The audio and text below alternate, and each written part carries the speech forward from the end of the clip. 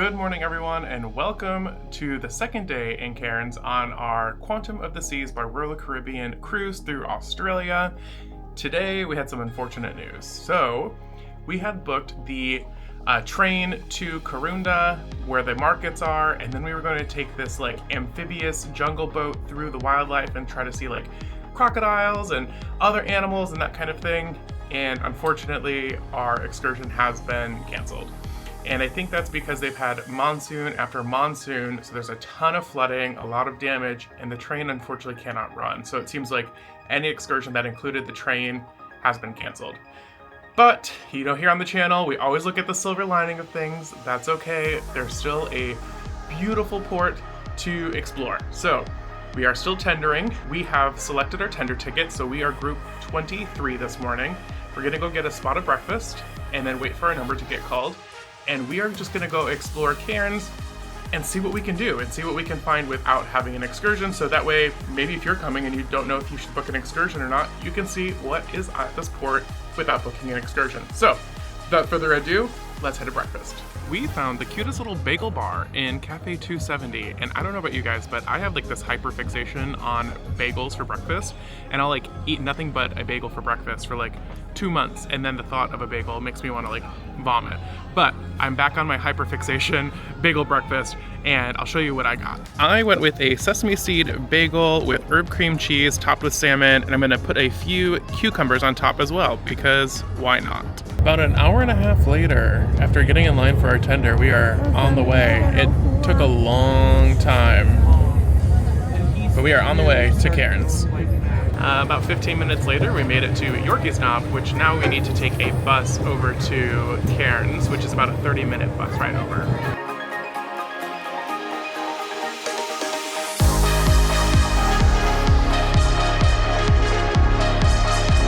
Just about 30 minutes later, we went through town and we are now in the beautiful port of Cairns, and it is absolutely stunning here. I can't get over how beautiful the weather is. It's just an absolute gorgeous day. Plan is today, there is no plan. We are just gonna wander around port and see what we can find. And we have already found something very interesting. They do have a free, beautiful pool right on the ocean, just like our first port in Airlie Beach. And it is absolutely beautiful. I wish I would have brought my swimsuit because it looks absolutely stunning. And there is, I don't know if you can see a Ferris wheel just over there as well. We may have to go check out that Ferris wheel and see what we can see from up top. The Ferris wheel is called the Reef Eye, and it's really pretty. It's not super tall, but excited to see what we will see from up top.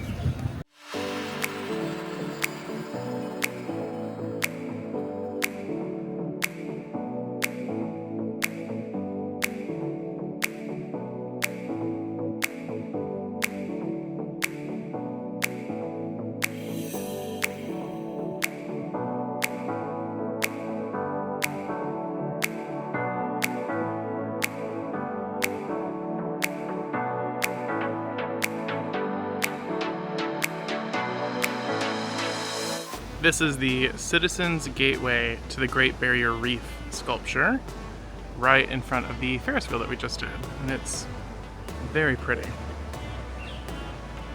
We love this fish sculpture in the pool, and I am getting misted from that fountain, and it feels wonderful because it's about 85 degrees out today, and this pool just looks absolutely lovely. This is probably the best weather we've had this entire cruise. It truly feels like a Florida summer day. It is hot and humid, but it's worth it and absolutely beautiful.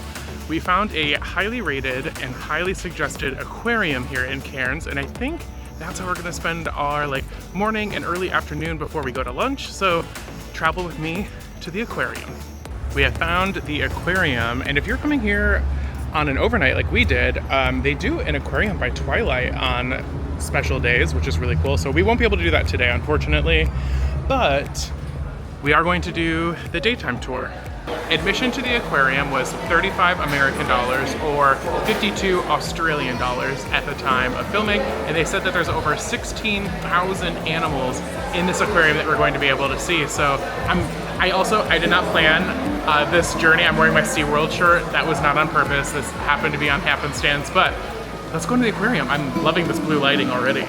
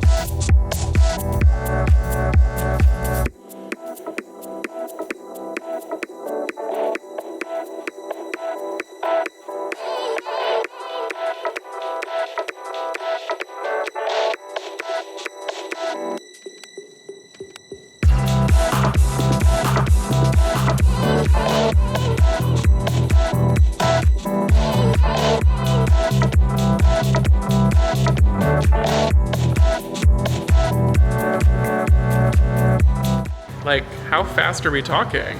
Is this gonna turn into like a credit?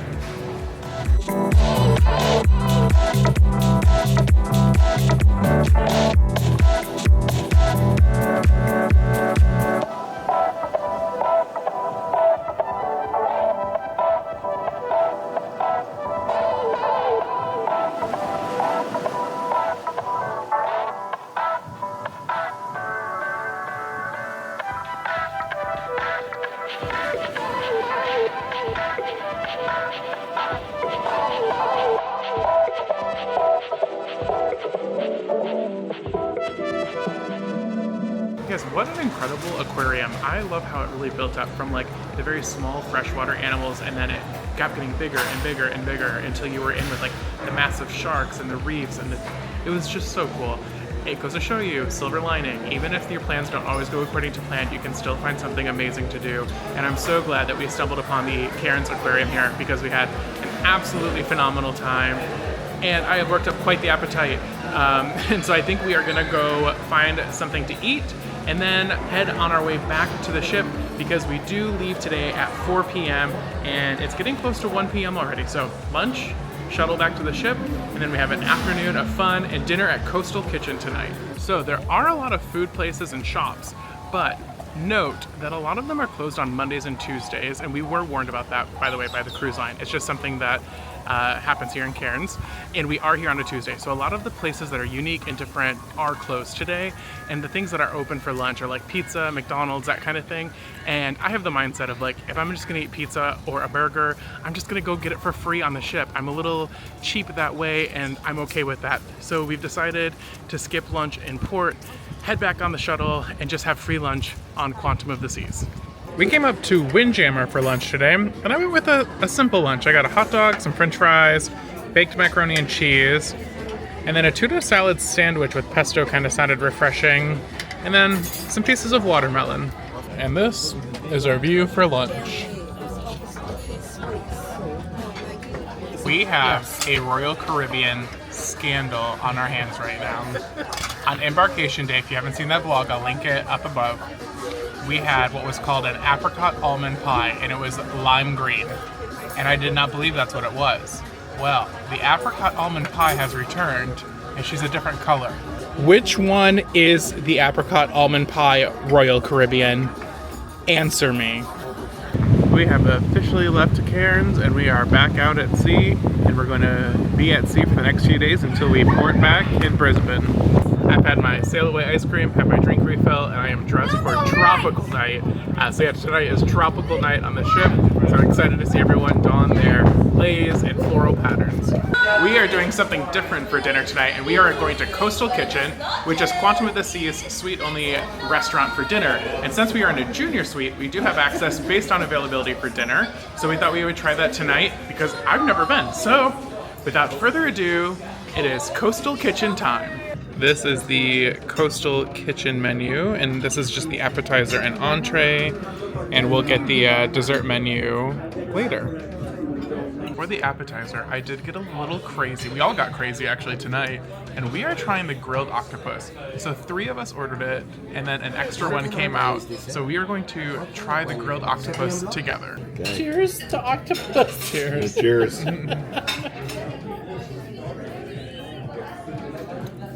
My review on first time ever trying octopus. The flavor is not bad. I don't mind it at all. It actually has a really good flavor to it, and it's cooked really nicely. It's not chewy or anything like that. The problem I have is that you can feel the little like suction cups in your mouth when you're chewing it, and I'm not into that. I didn't enjoy that part, but the flavor was good. I also decided to get a little crazy, and in case I didn't like the octopus, and I got the tuna tartare. And that looks so fancy. So the tuna tartare, I'm actually gonna give the tuna tartare, I think, a bit of a miss. I didn't love it. I did like that it was on a crostini, so you had like the nice little crunchy bread underneath, which was quite nice. What I didn't love was the candied lemon peel that was on top of the tuna. That was just a very bizarre choice. I don't know if that's like traditional or like normal in other places, but it wasn't, for me, not something I'm used to, so I'm gonna give that a miss the next time.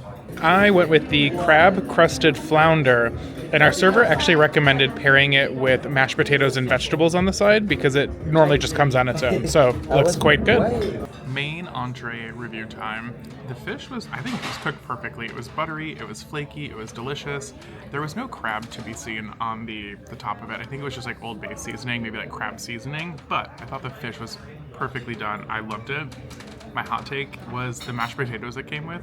It reminded me of a lot of like in a cafeteria at high school, like the Thanksgiving lunch that you would get. That was kind of the vibe it was giving.